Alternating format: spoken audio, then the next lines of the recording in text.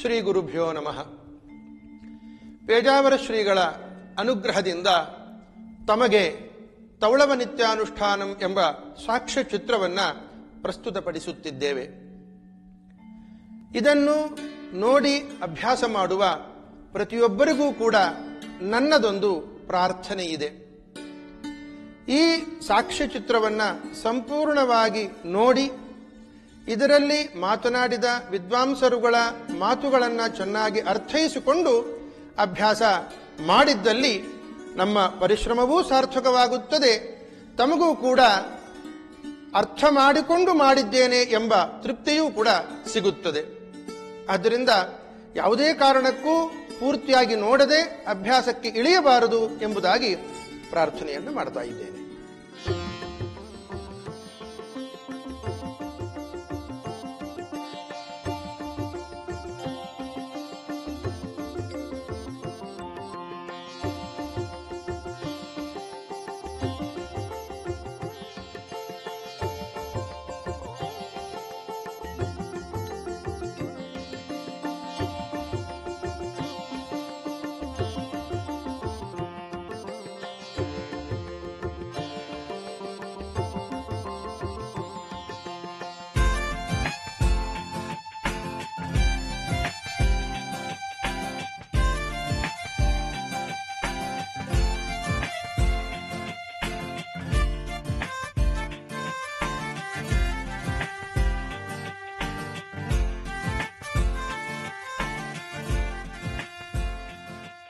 ಸಂಧ್ಯಾವಂದನೆ ಎಂದರೆ ಕ್ರಮವಾಗಿ ತ್ರಿಸಂಧ್ಯಾ ಅಭಿಮಾನಿಯರಾದ ಗಾಯತ್ರಿ, ಸಾವಿತ್ರಿ, ಸರಸ್ವತೀ ದೇವಿಯರನ್ನು, ಆರೋಗ್ಯಪ್ರದನಾದ ಸೂರ್ಯನನ್ನು, ಸಕಲ ಚರಾಚರ ಜಗತ್ತಿಗೆ ನಿಯಾಮಕನಾದ ಪರಮಾತ್ಮನನ್ನು ವಂದಿಸುವುದು, ಸಂಕಲ್ಪಪೂರ್ವಕವಾಗಿ ಧ್ಯಾನ, ಜಪ, ಅರ್ಚನಾದಿಗಳಿಂದ ಸೇವಿಸುವುದು ಎಂದು ತಾತ್ಪರ್ಯವಾಗಿರುತ್ತದೆ. ಪ್ರಾತಃ ಸಂಧ್ಯಾವಂದನಂ ಅಥ ಆಚಮನಂ. ಆಚಮನಂ ಯಾವುದೇ ಕರ್ಮಾನುಷ್ಠಾನವನ್ನು ಮಾಡುವಾಗ ಅಂತರ್ಬಹಿಶುದ್ಧಿಗಳನ್ನು ಸಂಪಾದಿಸಿಕೊಳ್ಳಬೇಕು. ಈ ಉದ್ದೇಶದಿಂದ ಮಂತ್ರ ಪುರಸ್ಸರವಾಗಿ ಜಲಪಾನ ಪ್ರಕ್ರಿಯೆಯಿಂದ ಕೂಡಿದ ಕ್ರಿಯೆಯು ಆಚಮನಂ ಎಂದೆನಿಸಿಕೊಳ್ಳುತ್ತದೆ. ಉದ್ದಿನ ಕಾಳು ಮುಳುಗುವಷ್ಟು ನೀರನ್ನು ಬಲಗೈಗೆ ಹಾಕಿಕೊಂಡು ಕೈಯ ಬುಡಭಾಗದಿಂದ ನೀರನ್ನು ಸೇವಿಸುವುದೇ ಆಚಮನಂ ಎಂದೆನಿಸಿಕೊಳ್ಳುತ್ತದೆ. ವೇದಾಭಿಮಾನಿ ದೇವತೆಗಳನ್ನು ಸ್ಮರಣೆಯನ್ನು ಮಾಡುತ್ತಾ ತನ್ನ ದೇಹವು ಶುದ್ಧವಾಯಿತು ಎಂದು ಭಾವಿಸುವುದು ಆಚಮನದ ಆಂತರ್ಯವಾಗಿರುತ್ತದೆ. ಓಂ ಋಗ್ವೇದಾಯ ಸ್ವಾಹ, ಓಂ ಯಜುರ್ವೇದಾಯ ಸ್ವಾಹ, ಓಂ ಸಾಮವೇದಾಯ ಸ್ವಾಹ, ಓಂ ಅಥರ್ವವೇದಾಯ ನಮಃ, ಓಂ ಇತಿಹಾಸ ಪುರಾಣೇಭ್ಯೋ ನಮಃ, ಓಂ ಅಗ್ನಯೇ ನಮಃ, ಓಂ ಅಗ್ನಯೇ ನಮಃ, ಓಂ ವಾಯವೇ ನಮಃ, ಓಂ ವಾಯವೇ ನಮಃ, ಓಂ ಸೂರ್ಯಾಯ ನಮಃ, ಓಂ ಚಂದ್ರಾಯ ನಮಃ, ಓಂ ದಿಗ್ಭ್ಯೋ ನಮಃ, ಓಂ ದಿಗ್ಭ್ಯೋ ನಮಃ, ಓಂ ಇಂದ್ರಾಯ ನಮಃ, ಓಂ ಇಂದ್ರಾಯ ನಮಃ, ಓಂ ವಿಷ್ಣವೇ ನಮಃ, ಓಂ ವಿಷ್ಣವೇ ನಮಃ, ಓಂ ಪೃಥಿವ್ಯೈ ನಮಃ, ಓಂ ಪೃಥಿವ್ಯೈ ನಮಃ, ಓಂ ಆತ್ಮನೇ ನಮಃ, ಓಂ ಅಂತರಾತ್ಮನೇ ನಮಃ, ಓಂ ಪರಮಾತ್ಮನೇ ನಮಃ. ಈ ಆಚಮನ ಪ್ರಕ್ರಿಯೆಯಲ್ಲಿ ಗಮನಿಸಬೇಕಾದ 2 ಅಂಶಗಳು ಹೀಗಿವೆ. ಆಚಮನವನ್ನು ಮಾಡಿದ ಮೇಲೆ ಆ ನೀರನ್ನು ಮುಂದಿನ ಪ್ರಕ್ರಿಯೆಗೆ ಬಳಸಿಕೊಳ್ಳಬಾರದು. ಆಚಮನವನ್ನು ಮಾಡಿದ ನೀರನ್ನು ತಟ್ಟೆಯಲ್ಲಿ ಚೆಲ್ಲಿ ಆ ಕೌಳಿಗೆಗೆ ಹೊಸ ನೀರನ್ನು ಹಾಕಿಕೊಂಡು ಸಂಧ್ಯಾವಂದನೆಯನ್ನು ಮುಂದುವರಿಸಬೇಕು.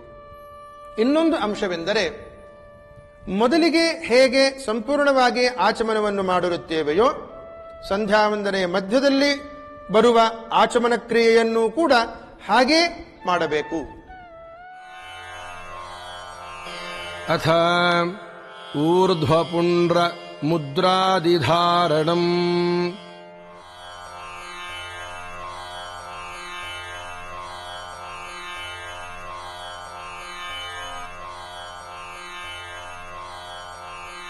ॐ गोपीचन्दनपापघ्न विष्णुदेहसमुद्भव चक्राङ्कितनमस्तेऽस्तु धारणान्मुक्तिदो भव। ललाटे केशवम् विद्यात् नारायणमथोदरे माधवम् हृदये विद्यात् गोविन्दम् कण्ठकूबरे उदरे दक्षिणे पार्श्वे विष्णुम् विद्याद्विचक्षणः तत्पार्श्वे बाहुमूले तु धारयेन्मधुसूदनम् त्रिविक्रमम् कण्ठदेशे वामपार्श्वे तु वामनम् श्रीधरम् वामबाहौ तु हृषीकेशम् गले लिखेत् पृष्ठे तु पद्मनाभम् तु ककुद्दामोदरम् न्यसेत् तत्प्रक्षालिततो येन वासुदेवेति मूर्ध्वनि सुदर्शन मुद्राधारणम् सुदर्शन महाज्वाल कोटिसूर्यसमप्रभ अज्ञानान्धस्य मे नित्यम् विष्णोर्मार्गम् प्रदर्शय शङ्खमुद्राधारणम् पाञ्चजन्य निजध्वान ध्वस्तपातकसञ्चय त्राहि माम् पापिनम् घोरसंसारार्णवपातिनम् गदामुद्राधारणम् ब्रह्माण्डभुवनारम्भमूलस्तम्भो गदाधरः कौमोदकीकरे यस्य तम् नमामि गदाधरम् पद्ममुद्राधारणम् संसारभयभीतानाम् योगिनामभयप्रदः पद्महस्तेन यो देवो योगीशम् तम् नमाम्यहम् नारायणमुद्राधारणम् नारायण नमस्तेऽस्तु नाममुद्राङ्कितम् नरम् दृष्ट्वैव लभते मुक्तिम् चण्डालो ब्रह्मघातकः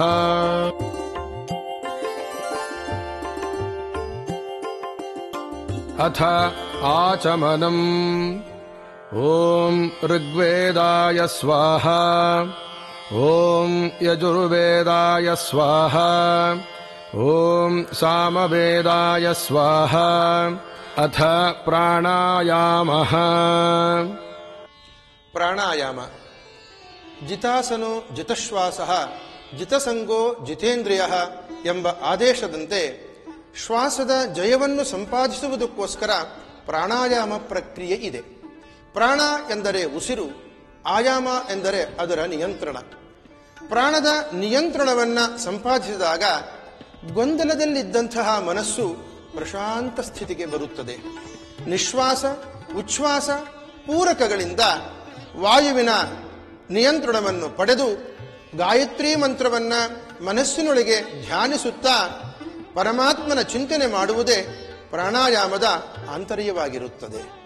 ಪ್ರಣವಸ್ಯ ಪರಬ್ರಹ್ಮ ಋಷಿಃ ದೈವೀ ಗಾಯತ್ರೀ ಛಂದಃ ಪರಮಾತ್ಮಾ ದೇವತಾ ಪ್ರಾಣಾಯಾಮೇ ವಿನಿಯೋಗಃ ಓಂ ಭೂಃ ಓಂ ಭುವಃ ಓಂ ಸ್ವಃ ಓಂ ಮಹಃ ಓಂ ಜನಃ ಓಂ ತಪಃ ಓಂ ಸತ್ಯಂ ಓಂ ತತ್ಸವಿತುರ್ವರೆಣ್ಯಂ ಭರ್ಗೋ ದೇವಸ್ಯ ಧೀಮಹಿ ಧಿಯೋ ಯೋ ನಃ ಪ್ರಚೋದಯಾತ್.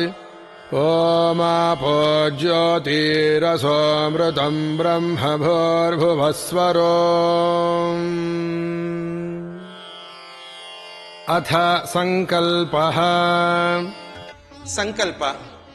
ಯಾವುದೇ ಕರ್ಮಾಂಗಕ್ಕೆ ಆದಿಯಲ್ಲಿ ಸಂಕಲ್ಪ, ಕೊನೆಯಲ್ಲಿ ಕೃಷ್ಣಾರ್ಪಣ ಎಂಬುದು ರಕ್ಷಾ ಕವಚದಂತೆ ಇರುವ ಕರ್ಮಗಳು. ಇಂತಹ ದೇಶದಲ್ಲಿ, ಇಂತಹ ಸಂದರ್ಭದಲ್ಲಿ, ಇಂತಹ ಫಲವನ್ನು ಉದ್ದೇಶಿಸಿ ಕರ್ಮವನ್ನು ನಡೆಸುವವನಿದ್ದೇನೆ ಎಂಬ ಕಾಯಿಕ ಮಾನಸಿಕ ಕ್ರಿಯೆಯೇ ಸಂಕಲ್ಪ. ಪಂಚಾಂಗದಲ್ಲಿ ತಿಳಿಸಿರುವಂತೆ ಆಯಾಯ ದಿವಸದ ಸಂವತ್ಸರ, ಋತು, ಮಾಸ, ತಿಥಿ, ವಾರಗಳನ್ನು ನೋಡಿಕೊಂಡು ಸಂಕಲ್ಪವನ್ನ ಮಾಡತಕ್ಕದ್ದು. ಗಂಗೆ ಚ ಯಮುನೆ ಚೈವ ಗೋದಾವರಿ ಸರಸ್ವತಿ ನರ್ಮದೆ ಸಿಂಧು ಕಾವೇರಿ ಜಲೇಸ್ಮಿನ್ ಸನ್ನಿಧಿಂ ಕುರು. ಗಂಗಾದ್ಯಾಃ ಸರ್ವತೀರ್ಥದೇವತಾಃ ಸನ್ನಿಹಿತಾಃ ಸಂತು.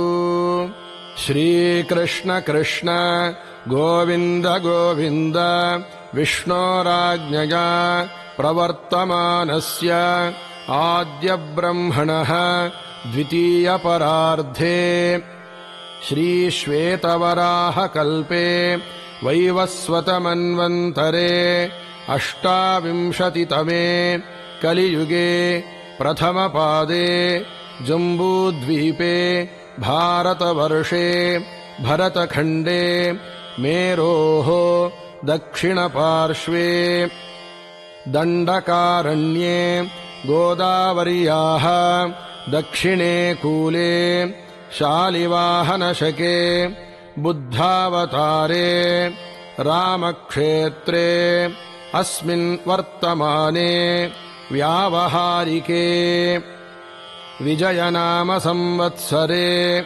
ದಕ್ಷಿಣಾಯನೆ ತುಲಾರ್ಕೆ ಶರದೃತೌ ಕಾರ್ತಿಕಮಾಸೆ ಶುಕ್ಲಪಕ್ಷೆ ತೃತೀಯಾಯಾಂ ತಿಥೌ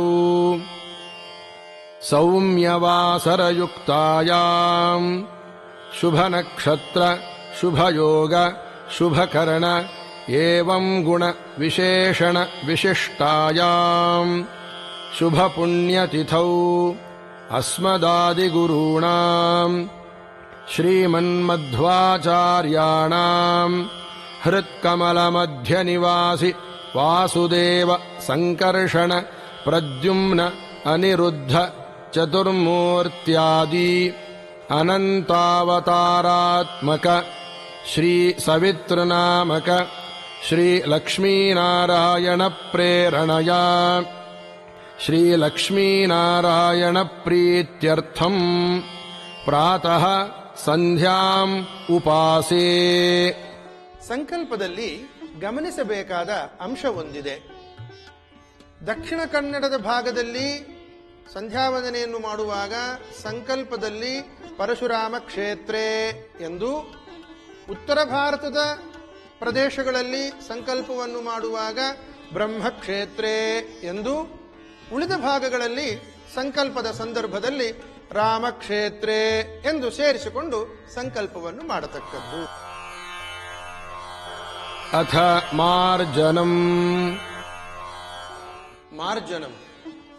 ಆಪೋ ವಾ ಇದಗಂ ಸರ್ವಂ ವಿಶ್ವಭೂತಾನ್ಯಾಪಃ ಎಂಬ ಯಜುರ್ವೇದದ ಮಂತ್ರದ ಅರ್ಥಕ್ಕೆ ಅನುಗುಣವಾಗಿ ಜಲವು ನಮ್ಮ ಜೀವನದ ಪ್ರಧಾನ ಪ್ರಾಣವಾಗಿರುತ್ತದೆ. ಈ ಜಲಾಭಿಮಾನಿ ದೇವತೆಗಳು ನಮ್ಮನ್ನ ಶುದ್ಧೀಕರಿಸಲಿ ಎಂಬ ಪ್ರಾರ್ಥನೆಯೊಂದಿಗೆ ನಖಶಿಖಾಂತ ಪ್ರೋಕ್ಷಣೆಯೇ ಮಾರ್ಜನಂ ಎಂಬ ಪ್ರಕ್ರಿಯೆ ಆಗಿರುತ್ತದೆ. ಮಾರ್ಜನಂ ಪ್ರಕ್ರಿಯೆಯಲ್ಲಿ 9 ಮಂತ್ರಗಳು ಒಳಗೊಂಡಿವೆ. 9 ಮಂತ್ರಗಳಿಂದ ದೇಹದ 9 ಜಾಗಗಳಲ್ಲಿ ಪ್ರೋಕ್ಷಣೆಯನ್ನ ಮಾಡಿಕೊಳ್ಳತಕ್ಕದ್ದು. ಮೊದಲನೆಯ ಮಂತ್ರದಿಂದ ಪಾದಕ್ಕೆ, 2ನೇ ಮಂತ್ರದಿಂದ ತಲೆಗೆ, 3 ಹಾಗೂ 4ನೇ ಮಂತ್ರದಿಂದ ಎದೆಗೆ, 5ನೇ ಮಂತ್ರದಿಂದ ಪುನಃ ಕಾಲಿಗೆ, 6ನೇ ಹಾಗೂ 7ನೇ ಮಂತ್ರದಿಂದ ತಲೆಗೆ, 8ನೇ ಮಂತ್ರದಿಂದ ಎದೆಗೆ, ಕೊನೆಯ ಮಂತ್ರ 9ನೇ ಮಂತ್ರದಿಂದ ಕಾಲಿಗೆ ಪ್ರೋಕ್ಷಣೆಯನ್ನ ಮಾಡಿಕೊಂಡು ನೀರನ್ನು ತಟ್ಟೆಯಲ್ಲಿ ಬಿಡತಕ್ಕದ್ದು. ಆಪೋಹಿಷ್ಠೇತಿ ತ್ರಿರುಚಸ್ಯ ಸೂಕ್ತಸ್ಯ ಆಂಬರೀಷ ಸಿಂಧುದ್ವೀಪರ್ಷಿಃ दैवी गायत्री छन्दः आपो देवताः मार्जने विनियोगः ॐ आपो हिष्ठा मायो भुवः ताना ऊर्जे दाधातन महेरणाय चक्षासे यो वः शिवतामो रसाः तस्या भाजयते हनाः उशतीरिव मातराः तस्मा अरङ्गमामवः यस्य क्षयाय जिन्वाथ आपो जनयाथाचनः अथ जलाभिमन्त्रणम् ಜಲಾಭಿಮಂತ್ರಣಂ. ಬೆಳಿಗ್ಗೆಯಿಂದ ರಾತ್ರಿಯ ತನಕ, ರಾತ್ರಿಯಿಂದ ಬೆಳಿಗ್ಗೆಯ ತನಕ ನಮ್ಮ ದೇಹದ ಬೇರೆ ಬೇರೆ ಅವಯವಗಳಿಂದ ಅನೇಕ ಪಾಪಕರ್ಮಗಳು ನಡೆಯುತ್ತಲೇ ಇರುತ್ತವೆ. ಹೀಗೆ ಮನಸ ವಾಚ ಕರ್ಮಣ ಮಾಡಿದ ಪಾಪಗಳನ್ನು ತೊಳೆದು ಆತ್ಮಶುದ್ಧಿಯನ್ನು ಸಂಧ್ಯಾದೇವತೆಗಳು ನಮಗೆ ಅನುಗ್ರಹಿಸಲಿ ಎಂಬ ಪ್ರಾರ್ಥನೆಯೇ ಜಲಾಭಿಮಂತ್ರಣಂ ಎಂಬುದರ ತಾತ್ಪರ್ಯವಾಗಿರುತ್ತದೆ. सूर्यश्चेत्यस्य मन्त्रस्य नारायण ऋषिः प्रकृतिश्छन्दः सूर्यमामन्युपतयो रात्रिर्देवता जलाभिमन्त्रणे विनियोगः ॐ सूर्यश्च मामन्युश्च मन्युपतयश्च मन्युकृतेभ्यः पापेभ्यो रक्षन्ताम् यद्रात्र्या पापमकार्षम् मनसा वाचा हस्ताभ्याम् पद्भ्यामुदरेण शिश्ना रात्रिस्तदवलुम्पतु यत्किञ्च दुरितं मयि इदमहं माममृतयोनौ सूर्ये ज्योतिषि जुहोमि स्वाहा ॐ अथ आचमनम् ॐ ऋग्वेदाय स्वाहा ॐ यजुर्वेदाय स्वाहा ॐ सामवेदाय स्वाहा अथ अर्घ्यप्रदानम्. ಆಚಮನ ಪ್ರಕ್ರಿಯೆಯನ್ನು ಮುಗಿಸಿದ ನಂತರ ಅರ್ಘ್ಯ ಪ್ರದಾನವನ್ನ ಮಾಡತಕ್ಕದ್ದು. ಅರ್ಘ್ಯವೆಂದರೆ ಪೂಜಾ ದ್ರವ್ಯ.